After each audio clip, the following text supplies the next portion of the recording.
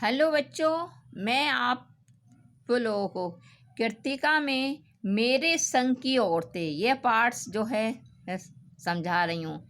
मैंने समझाया था कि लेखिका मृदुला गर्ग ने अपने जीवन में अपने आने वाली पारिवारिक महिलाओं का वर्णन किया है।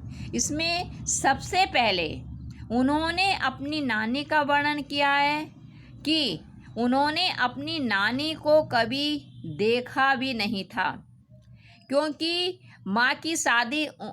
लेखिका की माँ की शादी होने से ही पहले लेखिका की नानी की जो मृत्यु मृत्यु हो गई थी। अब लेखिका ने यह जरूर सुना था कि उनकी नानी नानी पारंपरिक अनपढ़ और पर्दा नशी औरत थी, जिनके पति शादी के तुरंत बाद उन्हें छोड़कर विलायत चले गए और वहाँ कैम्ब्रिज विश्वविद्यालय से डिग्री लेकर लौटे और वह विलायती रंग ढंग में अपनी जिंदगी बसर करने लगे। लेकिन लेखिका की नानी ने कभी भी उन पर ऐतराज नहीं किया। अब उन्होंने अपने जीवन के अंतिम क्षणों में क्रांतिकारी प्यारेलाल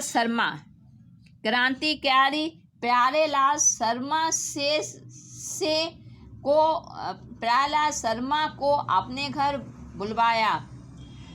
सब इसी बात से आश्चर्यचकित थे कि जो स्त्री पूरे जीवन भर पर्दे में रही, वह अंतिम दिनों में गैर मर्द से क्यों बातचीत करना चाहती है। उन्होंने मुलाकात की और नानी ने प्यारेलाल शर्मा को कहा कि उनकी लड़की की शादी किसी क्रांतिकारी से करवाएं, ना कि अंग्रेजी के फर्मदार से, यानी जो है अंग्रेजी के नौकर से। और उनकी इस इच्छा के पीछे उनकी क्रांतिकारी भावना हमें जो है दृष्टिगोचर होती है। फिर लेखिका ने अपने माता का वर्णन किया है। लेखिका की माँ का विवाह एक क्रांतिकारी युवक से हुआ, जिसने कि आज़ादी के आंदोलन में भाग लेने के कारण ICS की परीक्षा में बैठने से रोक दिया गया था। लेखिका की माँ इतनी दुबली पतली थी कि उनके लिए खादी की साड़ी को संभालना मुश्किल होता था। लेखिका की माँ घर के कोई कामकाज नहीं करती थी, तब भी उनके ससुराल में उनका पूरा रौब था। माँ कभी बच्चों से स्नेह नहीं करती थी। माँ का पूरा समय किताबें पढ़ने, संगीत सुनने और साहित्य चर्चा में बीतता था। उसके बाद लेखिका ने अपनी परदादी का वर्णन किया है। लेखिका की परदादी लीक से परे चलने वाली औरत थी। उन्होंने मन्नत मांगी कि उनकी पतोहू को पहला बच्चा लड़का ना होकर लड़की हो, और उन्होंने इस मन्नत की जो है घोषणा भी कर दी। लेखिका की माँ ने चोर का हृदय परिवर्तन किया। फिर लेखिका ने अपने भाई बहनों का वर्णन किया है कि शायद परदादी की मन्नत के ही कारण लेखिका को और उसकी चारों बहनों को जो है लेखिका के बाद उसकी चारों बहनों का जन्म हुआ। लेखिका फिर उन्हें अपनी बहनों का वर्णन किया है, और इसके बाद लेखिका ने अपने जीवन में आने वाली अपनी बहनों का, चित्रा का, रेणुका और सबसे बड़ी बहन मंजुल का वर्णन किया। दोनों ही लेखन कार्य करती थीं। लेखिका ने अपने बारे में भी बताया कि उन्होंने कर्नाटक में किस प्रकार से जो है एक विद्यालय का जो निर्माण किया। अब लेखिका ने अपनी सबसे छोटी बहन रेणु के बारे में भी बताया था कि रेणु की बहुत ही जिद्दी थी। एक बार भयंकर बारिश होने पर भी सबके जो है मना करने पर वह स्कूल गई, और स्कूल भी बंद था।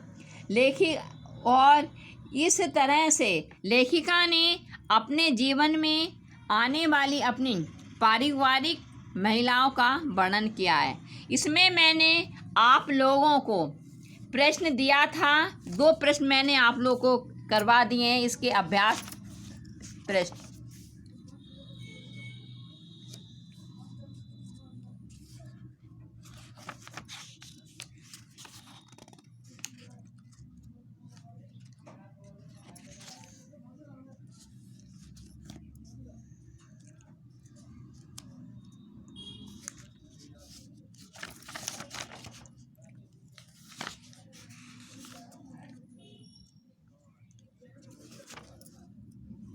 इसके मैंने अभ्यास प्रश्न आपको 2 करवा दिए हैं। लेखिका ने अपनी नानी को कभी देखा भी नहीं था, फिर भी उनके व्यक्तित्व से क्यों प्रभावित थी।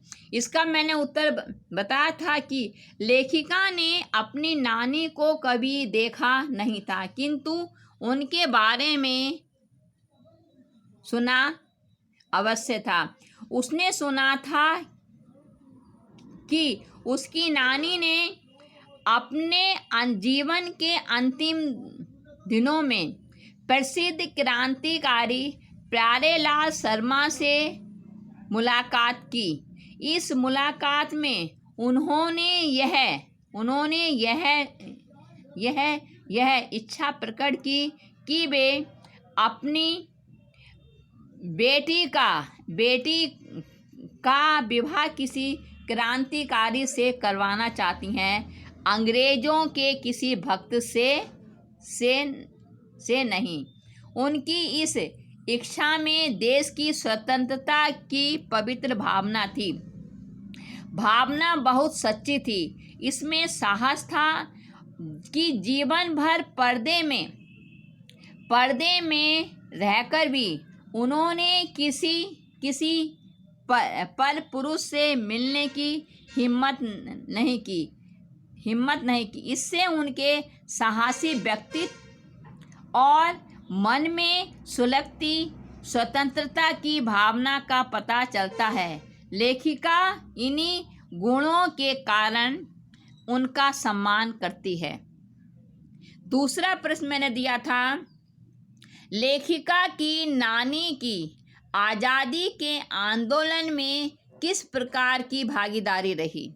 इसका उत्तर मैंने बताया था, लेखिका की नानी आज़ादी के आंदोलन में खुलकर भाग नहीं ले सकी। उनकी परिस्थितियां ऐसी नहीं थीं कि वह आंदोलन में भाग लें, परंतु उन्होंने स्वतंत्रता की भावना को मन ही मन में पनपने दिया। उन्होंने कभी अंग्रेजियत को स्वीकारा नहीं। उनके पति अंग्रेजों के भक्त थे, फिर भी उन्होंने कभी अंग्रेजों की जीवन शैली में भाग नहीं लिया।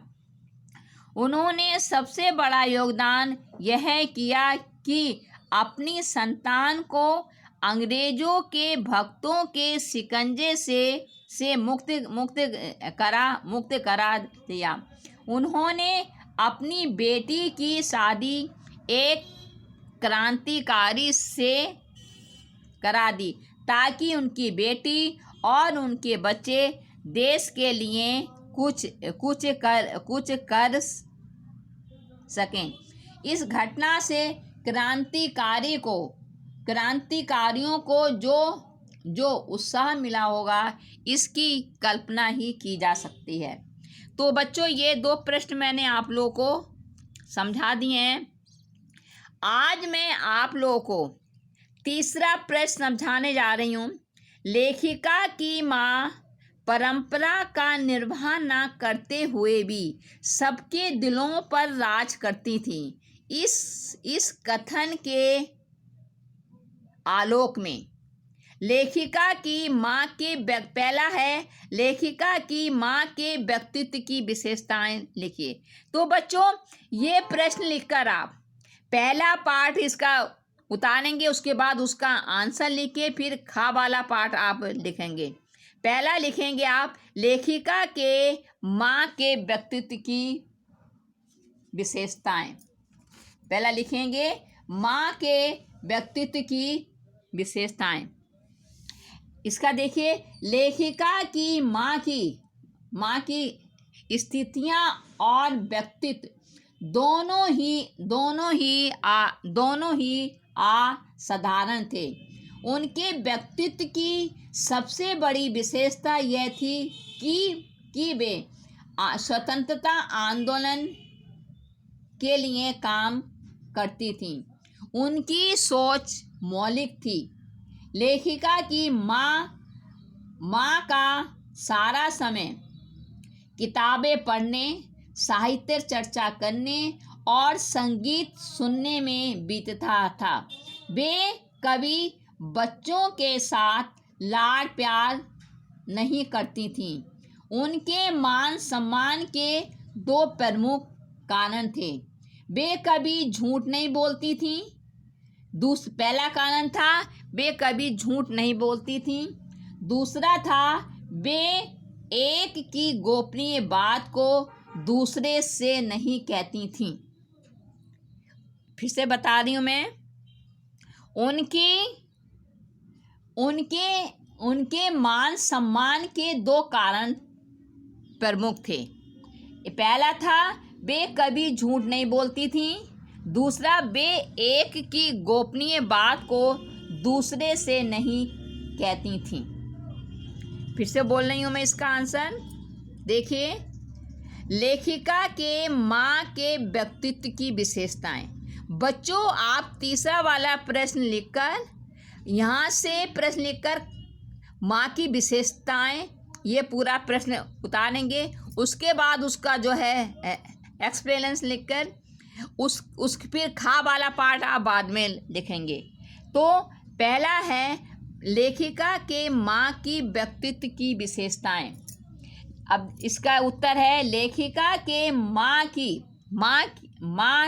की स्थितियाँ और व्यक्तित्व असाधारण थे। उनके व्यक्तित्व की सबसे बड़ी विशेषता यह थी कि वे स्वतंत्रता आंदोलन के लिए काम करती थीं। उनकी सोच मौलिक थी। लेखिका की माँ का सारा समय किताबें पढ़ने, साहित्य चर्चा करने और संगीत सुनने में बीतता था। वे कभी बच्चों के साथ लाड़ प्यार नहीं करती थीं।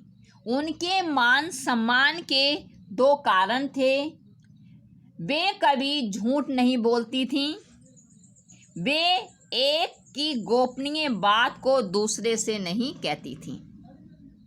तो ये बच्चों आप दूसरा है खा वाला पाठ, पहले का व्याख्या लिख के फिर दूसरा खा वाला पाठ जो है उतारेंगे। उसको मैं खा वाला पाठ है, लेखिका के दादी के घर के माहौल का शब्द चित्र अंकित कीजिए। खा पाठ है, लेखिका की दादी के घर के माहौल का शब्द चित्र अंकित कीजिए। इसका है, लेखिका की दादी के घर में विचित्र विरोधों का संगम था। विचित्र क्या थे? सब एक दूसरे से अलग अलग थे, विरोध करते थे। लेखिका की दादी के घर में विचित्र विरोधों का संगम था। परदादी लीक से परे हटकर थीं। वे चाहती थीं कि उनकी पतोहू को होने वाली पहली संतान कन्या हो। उन्होंने यह मन्नत मांग कर जग जाहिर भी कर दी थी। इससे घर के अन्य सभी सदस्य हैरान थे, लेकिन लेखिका की दादी इस इच्छा को स्वीकार करके होने वाली पोती को खिलाने दुलारने की कल्पनाएं भी कर डाली। लेखिका की माँ तो बिल्कुल ही विचित्र थी। वे घर का कोई काम नहीं करती थीं। वे आज़ादी के आंदोलन में सक्रिय रहती थीं। उन्हें पुस्तकें पढ़ने, संगीत सुनने और साहित्य चर्चा करने से ही फुर्सत नहीं थी। उनके पति भी क्रांतिकारी थे। वे आर्थिक दृष्टि से समृद्ध नहीं थे। विचित्र बात यह थी कि लेखिका के दादा अंग्रेजों के भक्त थे। घर में उन्हीं की आज्ञा चलती थी, किंतु घर की नारियां अपने तौर तरीके से जीने के लिए स्वतंत्र थीं। फिर से मैं बता रही हूँ। प्रश्न है,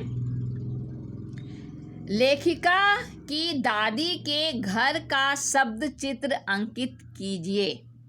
इसका उत्तर है, लेखिका की दादी के घर में विचित्र विरोधों का संगम था। परदादी लीक से परे हटकर थीं। वे चाहती थीं कि उनकी पतोहू को होने वाली पहली संतान कन्या हो। उन्होंने यह मन्नत मांग कर जग जाहिर भी कर दी। इससे घर के अन्य सभी सदस्य हैरान थे, लेकिन लेखिका की दादी ने इस इच्छा को स्वीकार करके होने वाली पोती को खिलाने दुलारने की कल्पनाएं भी कर डाली। लेखिका की माँ तो बिल्कुल विचित्र थीं। वे घर का कोई काम नहीं करती थीं। वे आज़ादी के आंदोलन में सक्रिय रहती थीं। उन्हें पुस्तकें पढ़ने, संगीत सुनने और साहित्य चर्चा करने से फुर्सत नहीं थी। उनके पति भी क्रांतिकारी थे। वे आर्थिक दृष्टि से समृद्ध नहीं थे। विचित्र बात यह थी कि लेखिका के आपके दादा अंग्रेजों के भक्त थे। घर में उन्हीं की आज्ञा चलती थी, किंतु घर की नारियां अपने तौर तरीके से जीने के लिए स्वतंत्र थीं। अब देखिए, मैंने ये तीसरे प्रश्न के दोनों पार्ट आप लोगों को समझा दिए। अब चौथा प्रश्न है, आप अपनी कल्पना से लिखिए कि परदादी ने पतोहू के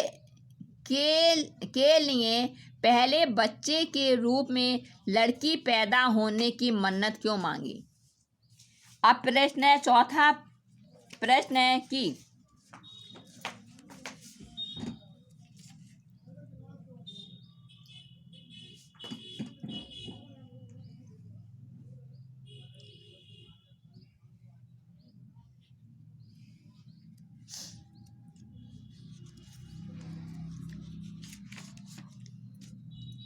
चौथा प्रश्न है, आप अपनी कल्पना से लिखिए कि परदादी ने पतोहू के लिए पहले बच्चे के रूप में लड़की पैदा होने की मन्नत क्यों मांगी।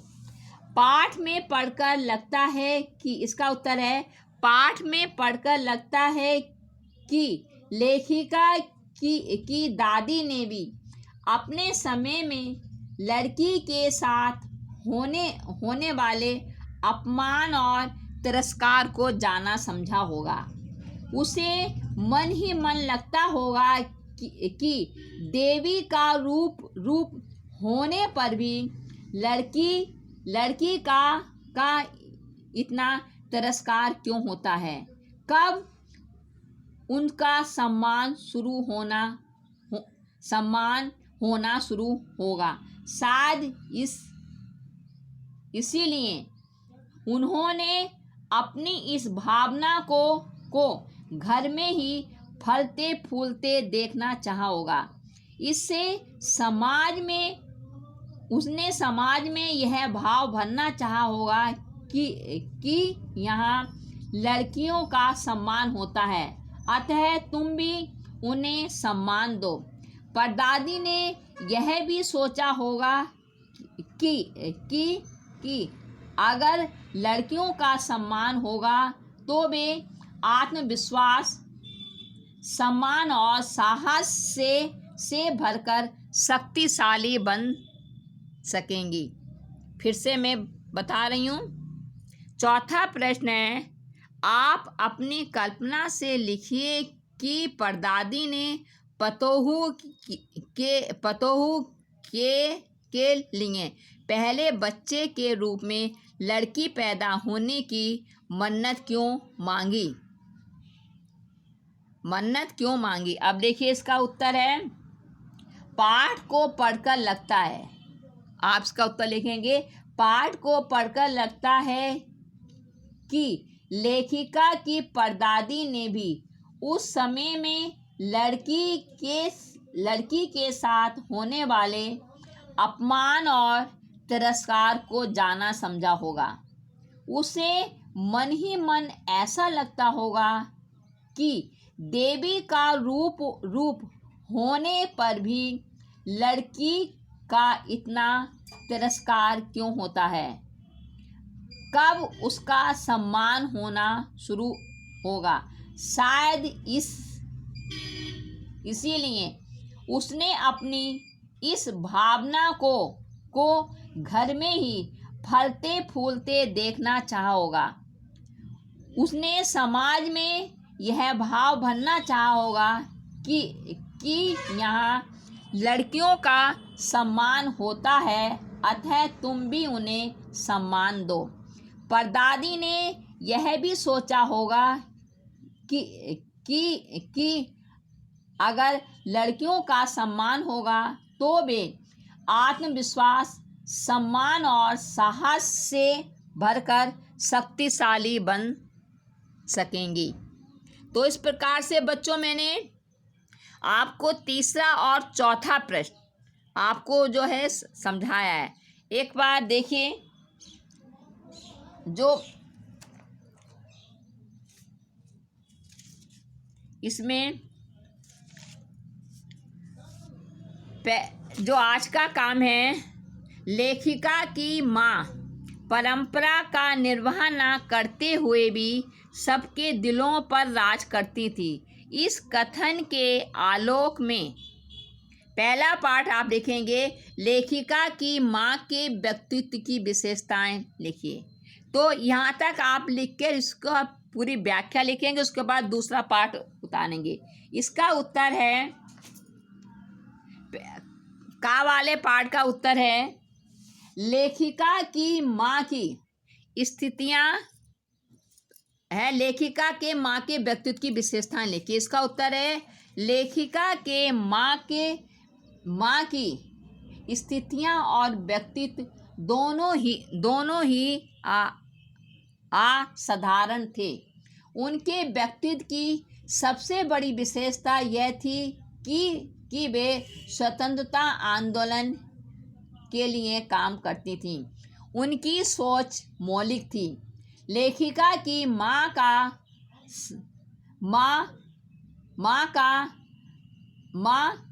काम काज नहीं करती थी। घर का सारा उनका सारा समय किताबें पढ़ने, साहित्य चर्चा करने और संगीत सुनने में बीतता था। वे कभी बच्चों के साथ लाड प्यार भी नहीं करती थीं। उनके मान सम्मान के दो प्रमुख कारण थे। वे कभी झूठ नहीं बोलती थीं। वे किसी एक की गोपनीय बात को दूसरे से नहीं कहती थीं। अब फिर से बताऊं मैं, लेखिका के माँ के व्यक्तित्व की विशेषताएं देखिए। लेखिका के माँ की स्थितियाँ और व्यक्तित्व दोनों ही असाधारण थे। उनके व्यक्तित्व की सबसे बड़ी विशेषता यह थी कि वे स्वतंत्रता आंदोलन के लिए काम करती थीं। उनकी सोच मौलिक थी। लेखिका की माँ का सारा समय किताबें पढ़ने, साहित्य चर्चा करने से और संगीत सुनने में बीतता था। वे कभी बच्चों के साथ लाड प्यार नहीं करती थीं। उनके मान सम्मान के दो कारण थे। वे कभी झूठ नहीं बोलती थीं। वे एक की गोपनीय बात को दूसरे से नहीं कहती थीं। तीसरा है, लेखिका की दादी के घर के माहौल का शब्द चित्र अंकित कीजिए। इसका उत्तर लिखेंगे, लेखिका की दादी के घर में विचित्र विरोधों का संगम था। परदादी लीक से परे हटकर थीं। वे चाहती थीं कि उनकी पोतोहू को होने वाली पहली संतान कन्या हो।